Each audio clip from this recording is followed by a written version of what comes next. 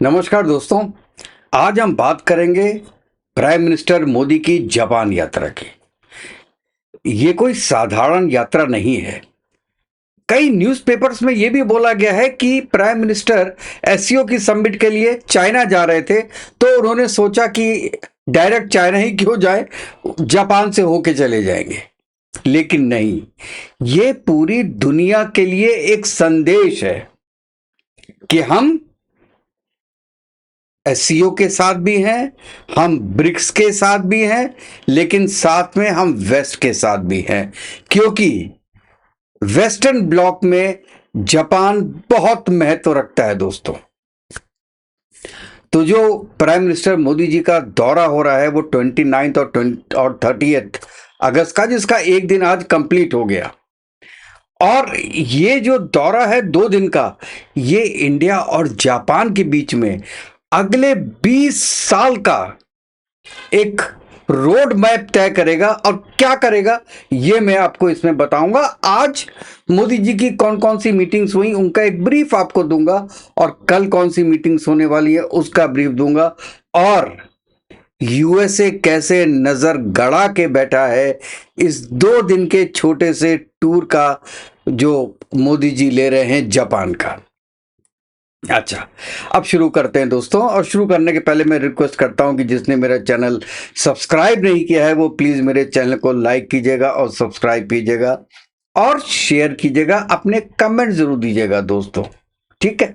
चलिए, ये पीएम मोदी का 8वां दौरा है दोस्तों जापान का। और जो वहां के प्राइम मिनिस्टर हैं शिंगेरू इशिबा, उनके साथ इनका पहला इंडिया जापान का एनुअल समिट होगा। और जिनको ऑफिशियल एजेंडा जो है इंडिया का, वो उसमें 4 मेन पॉइंट है दोस्तों। पहला, डिफेंस एंड सिक्योरिटी। दूसरा, ट्रेड एंड इकोनॉमी। तीसरा, टेक्नोलॉजी और इनोवेशन। इसमें क्या क्या है? एआई है, सेमीकंडक्टर है, क्वांटम मैकेनिक्स है, बायोटेक है और स्पेस है। और चौथा क्या है? People to people exchanges. सबसे इंपॉर्टेंट जो लगता है मुझको वो है पीपल टू पीपल एक्सचेंज। ये क्यों है ये भी मैं आगे जाके आपको बताऊंगा। इसलिए दोस्तों ये वीडियो पूरा देखिएगा, आपको लास्ट तक पता चलेगा कि ये कितना इंपॉर्टेंट ये दौरा है। अच्छा, इसके अलावा जो एक और चीज पे जो डिस्कशन हो रहा है वो होनी है पैसिफिक और रीजनल ग्लोबल जो मुद्दे हैं, जिसमें नेचुरल है कि रशिया का ऑयल जो इंडिया ले रहा है, यूएस ने जो 50% टैरिफ लगाया है, और ये कह रहा है कि ये तो अभी शुरुआत है, जो देखिए आगे आगे होता है क्या।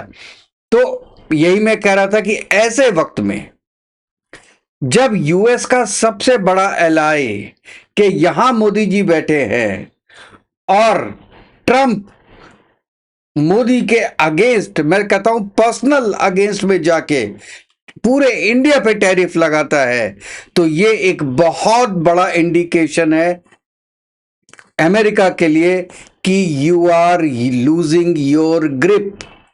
ये मेरे वर्ड्स याद रखिएगा कि अब वर्ल्ड में यूएस का ग्रिप कम हो रहा है।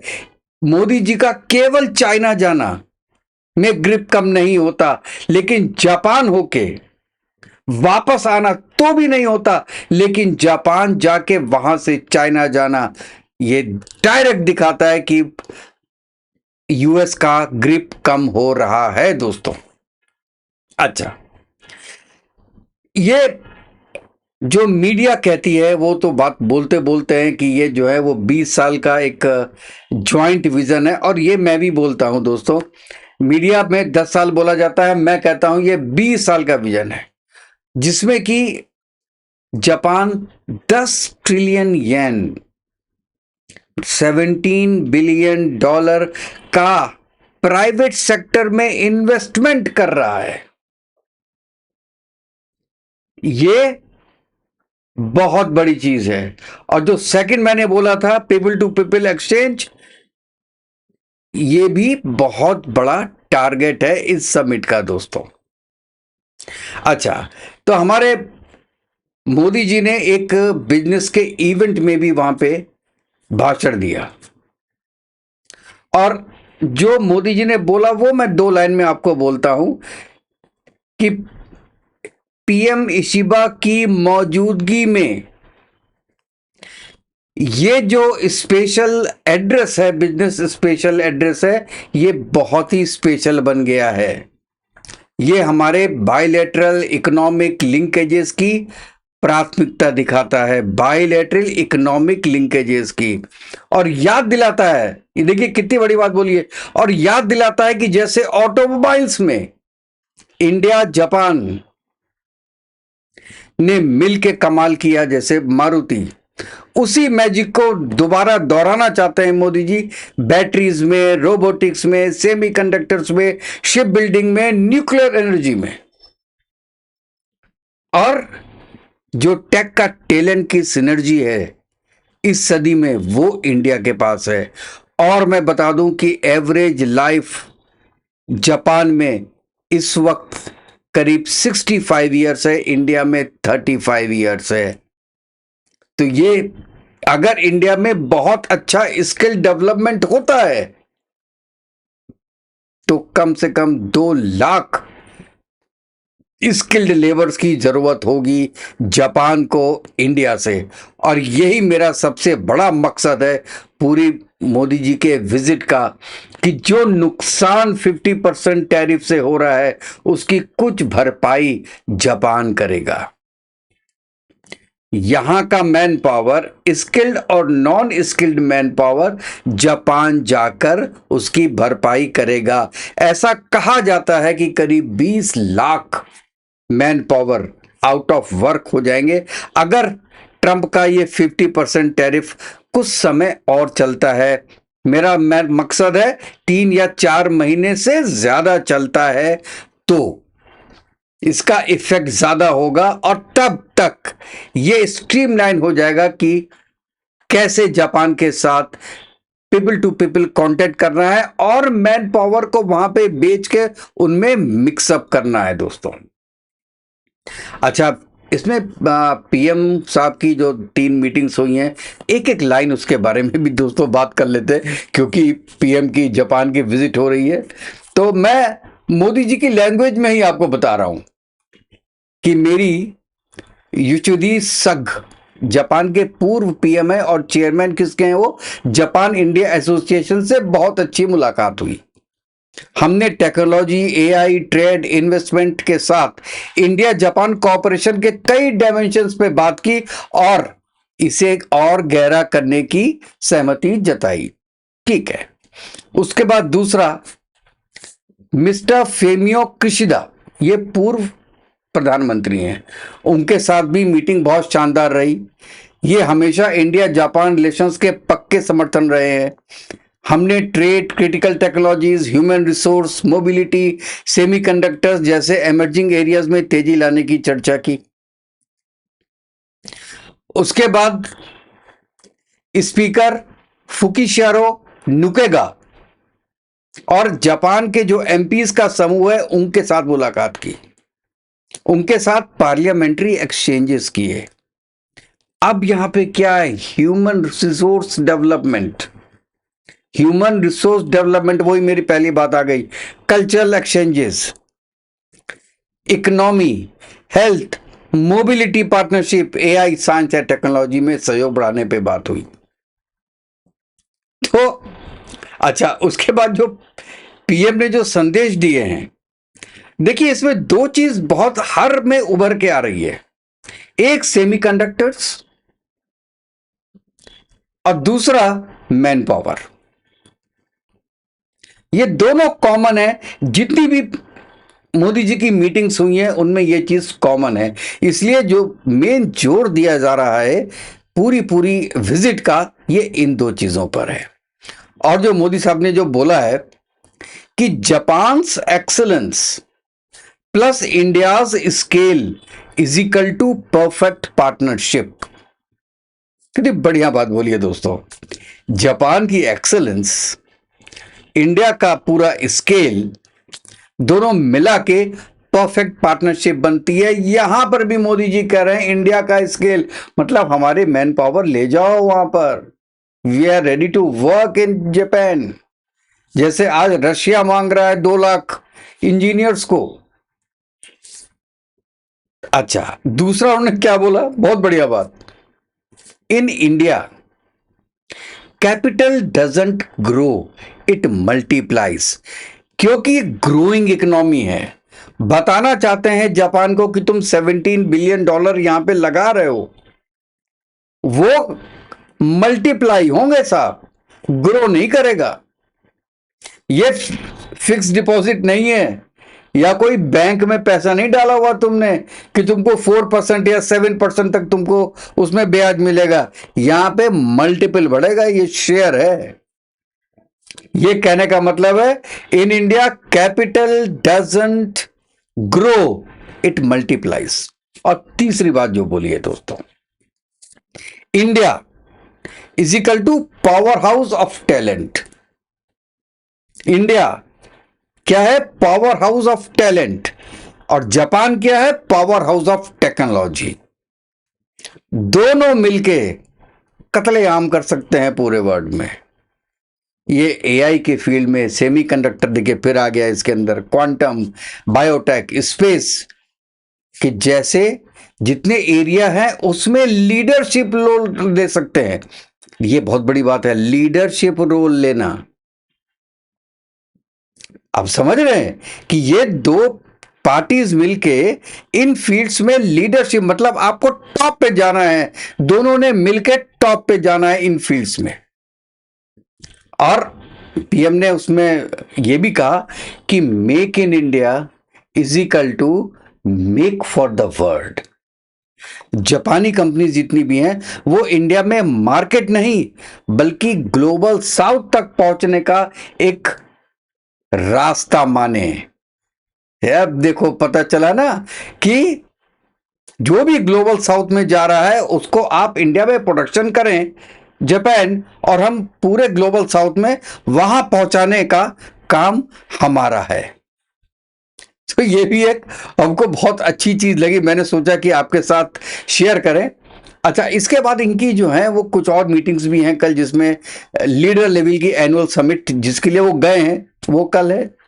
उसके बाद हम कल भी एक प्रोग्राम बनाएंगे, उसमें आपको बताएंगे कि कल मीटिंग्स में क्या हुआ। अच्छा, बिजनेस के लीडर्स की एक मीटिंग हो चुकी है, दूसरी मीटिंग कल होनी है। और जितने भी पॉलिटिकल जो इनके जापानीज पॉलिटिकल फिगर्स हैं उनके साथ भी मीटिंग्स अभी वहां पे चलेंगी कल। और उसके अलावा टोक्यो के बाहर का एक विजिट है दोस्तों। ये क्या दिखाता है, क्योंकि उनके साथ उनके जो प्रेसिडेंट हैं वो भी रहेंगे साथ में। वो क्या दिखाता है? ये दिखाता है कि ये डिप्लोमेसी के साथ आउटरीच दोनों एक साथ हैं। और ये भी बहुत अच्छी बात है कि वहां, क्योंकि ऐसे वक्त में क्या होता है कि दोनों प्राइम मिनिस्टर्स काफी देर तक एक दूसरे के साथ रहते हैं, 1-on-1 डिस्कशंस हो जाते हैं। ये भी बहुत इंपॉर्टेंट चीज है। और कोई ऐसी चीजें होती हैं जो कि पब्लिक में या अपनी टीम के सामने नहीं कर सकते हैं, तो दोनों लीडर्स ये मौका ढूंढते हैं, या स्पेशली उनके लिए ये मौके बनाए जाते हैं कि आप कुछ टाइम अलग स्पेंड कीजिए। इसलिए ये है कि बाहर जा रहे हैं, टोक्यो के बाहर भी एक विजिट है, अब वो 4 या 5 घंटे का है। उसके बाद पीएम मोदी वहां से चाइना जाएंगे। तो ये पूरा एक तरीके का इंडिकेशन है यूएस के लिए कि आप नहीं हैं तो कोई बात नहीं, आपके दोस्त हमारे साथ खड़े हैं, आपके पक्के दोस्त, जिसमें ऑस्ट्रेलिया है, जिसमें फ्रांस है, जिसमें जर्मनी है, और अब इसमें जापान भी है। तुम्हारे साथ कौन है? हमको किसी से लड़ाई नहीं करनी, हमारे सब दोस्त हैं, वासुदेव कुटुंबकम के हम अनुयायी हैं, पूरी दुनिया हमारी है। लेकिन जब दुनिया में कोई एक ऐसा शख्स जो आपका कॉलर पकड़ने लगे अननेसेसरली, तो उसको जवाब देना भी हमको आता है। और हमारी ये पिछले हजारों साल की संस्कृति है और हिस्ट्री है कि ऐसे लोग जो अमेरिका के पिछलग्गू हैं, ये वर्ड गलत है लेकिन मैं कह रहा हूं जो अमेरिका बोलता है वो ये करते हैं, ऐसे लोग ये जानते हुए कि आज यूएस इंडिया से नाराज है, मोदी जी से नाराज है, वो इंडिया के साथ खड़े हुए नजर आ रहे हैं। ये पूरे जो विजिट है मोदी जी का 2 दिन का, उसका लब्बे लबा मैंने बोला था कि इसका आउटकम क्या होना है। आउटकम सबसे बड़ा जवाब देना है यूएस को कि you are not the end, we have lot of friends and we are not just going to towards China and Russia और you can say BRICS। केवल वो नहीं है, हमने आपको छोड़ा नहीं है, अभी आप आपके साथ हैं। आप जिस दिन सुधर जाओगे, जिस दिन आप में तमीज आ जाएगी बोलने की, उस दिन हम आपके साथ हो जाएंगे।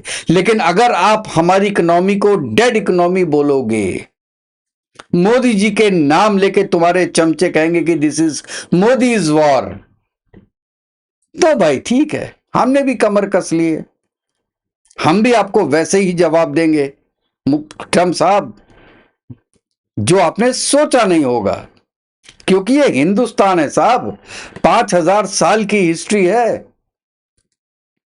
जैसे कि यूएस के एक पत्रकार ने बहुत अच्छा बोला था ना कि ये अंग्रेजों से नहीं डरे, ये ग्रीक से नहीं डरे, ये मुगलों से नहीं डरे, तो क्या तुमसे जो 3 साल के आए हो तुमसे डरेंगे? स्पेसशिप भेज देते हैं, ये मार्स में भेज देते हैं, जितना तुम्हारा एक ट्रिप लगता है गोल्फ कोर्स जाने में, उतने पैसे में वो तुमसे डरेंगे?